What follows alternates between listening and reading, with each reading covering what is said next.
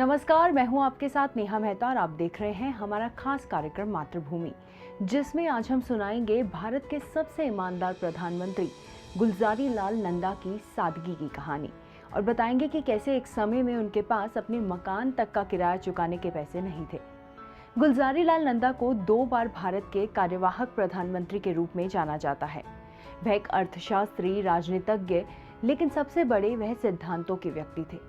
पहले वह 1964 में जवाहरलाल नेहरू के निधन के बाद 26 दिनों के लिए प्रधानमंत्री बने और फिर 2 साल बाद लाल बहादुर शास्त्री की मृत्यु के बाद भारत के कार्यवाहक प्रधानमंत्री बने।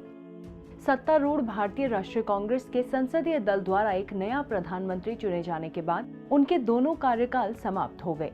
उन्हें 1997 में भारत के सर्वोच्च नागरिक पुरस्कार भारत रत्न से सम्मानित किया गया था। वह प्रत्येक कार्यकाल में 13 दिनों तक प्रधानमंत्री रहे। स्वतंत्रता संग्राम के दौरान नंदा ने 1921 में महात्मा गांधी द्वारा शुरू किए गए असहयोग आंदोलन में भाग लेने के लिए अपनी शिक्षण नौकरी छोड़ दी। उन्होंने कई बार सत्याग्रह आंदोलन में भी भाग लिया और 2 बार जेल गए। नंदा हमेशा से ही श्रम के मुद्दों में रुचि लेते थे। श्रमिकों के अधिकारों के बारे में वह काफी भावुक थे। वह उन्हें अधिकार दिलाना चाहते थे। उन्होंने विश्वविद्यालय स्तर पर श्रम मुद्दों का अध्ययन किया था। वह 1946 से 1950 तक मुंबई के श्रम मंत्री भी रहे थे। गुलजारी लाल नंदा का निजी जीवन।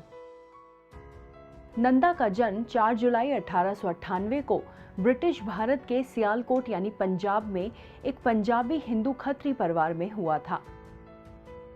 1947 में भारत के विभाजन के बाद सियालकोट पाकिस्तान के पंजाब प्रांत का हिस्सा बन गया। नंदा ने अपनी शिक्षा लाहौर, अमृतसर, आगरा और प्रयागराज में प्राप्त की। उन्होंने लक्ष्मी नाम की एक महिला से शादी करके अपना परिवार बसाया था और उनके 2 बेटे और 1 बेटी थी। आंदोलनकारी और अनुसंधानकर्ता के रूप में गुलजारी लाल नंदा। गुलजारी लाल नंदा ने इलाहाबाद यूनिवर्सिटी से श्रम समस्याओं पर एक शोध विद्वान के रूप में काम किया और 1921 में बॉम्बे के नेशनल कॉलेज में अर्थशास्त्र के प्रोफेसर बने। वह गांधी जी की विचारधारा से काफी ज्यादा प्रभावित थे। इसी कारण उसी वर्ष वह भारतीय असहयोग आंदोलन में शामिल हो गए। गांधी जी द्वारा यह आंदोलन ब्रिटिश राज के खिलाफ चलाया जा रहा था। 1922 में वह अहमदाबाद टेक्सटाइल लेबर एसोसिएशन के सचिव बने, जहां उन्होंने 1946 तक काम किया। आंदोलन का हिस्सा होने के कारण 1932 में सत्याग्रह के लिए उन्हें और फिर 1942 से 1944 तक उन्हें जेल में रखा गया। उन्हें Allahabad university alumni association NCR Ghaziabad chapter 2007-2008 के तहत सोसाइटी एक्ट 1860 के तहत पंजीकृत 42 सदस्यों की सूची में प्राउड पास एलुमनाई से सम्मानित किया गया। लोकसभा सदस्य के रूप में गुलजारी लाल नंदा। गुलजारी लाल नंदा 1957 के चुनावों में लोकसभा के लिए चुने गए और उन्हें केंद्रीय श्रम, रोजगार और योजना मंत्री और बाद में योजना आयोग के उपाध्यक्ष के रूप में नियुक्त किया गया। उन्होंने 1959 में जर्मनी, यूगोस्लाविया और ऑस्ट्रेलिया के संघीय गणराज्य का दौरा किया। नंदा 1962 के चुनाव में गुजरात के साबरकांठा निर्वाचन क्षेत्र से लोकसभा के लिए फिर से चुने गए। उन्होंने 1962 में Congress forum for socialist action की शुरुआत की। वह 1962 से 1963 में केंद्रीय श्रम और रोजगार मंत्री और 1963 से 1966 में गृह मंत्री थे। नंदा 1967 और 1971 के चुनावों में हरियाणा के कैथल से लोकसभा के लिए फिर से निर्वाचित हुए।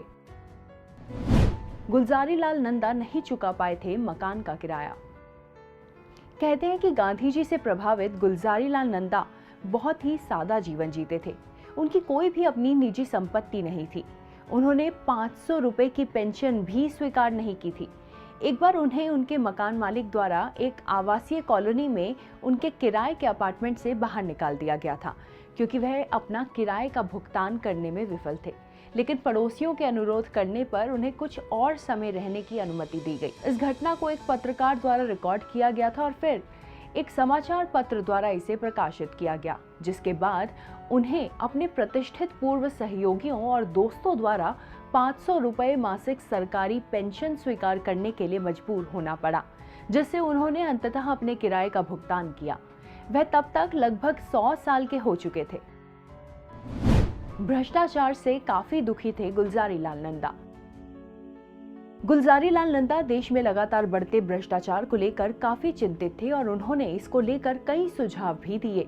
इतना ही नहीं, उन्होंने इंदिरा गांधी के आपातकाल का भी विरोध किया था, क्योंकि उन्हें लगा था कि भारत में लोकतंत्र लाने के लिए किए गए बलिदान अत्याचार के कारण निरर्थक हो गए हैं। देश की तरक्की और भ्रष्टाचार की चिंता के कारण ही उन्होंने अधिकारियों और सामान्य रूप से लोगों द्वारा फिजूल खर्ची को कम किए जाने का सुझाव भी दिया था। आज के इस एपिसोड में इतना ही। अगले एपिसोड में ऐसी ही एक और प्रेरणादायी कहानी के साथ हम आपके सामने फिर से हाजिर होंगे। तब तक के लिए धन्यवाद। अगर आप भी लेना चाहते हैं देश दुनिया की तमाम जानकारी तो आज ही सब्सक्राइब करें हमारे चैनल को। साथ ही नीचे दिए बेल आइकन को जरूर दबाएं ताकि हर अपडेट आप तक पहुंच सके।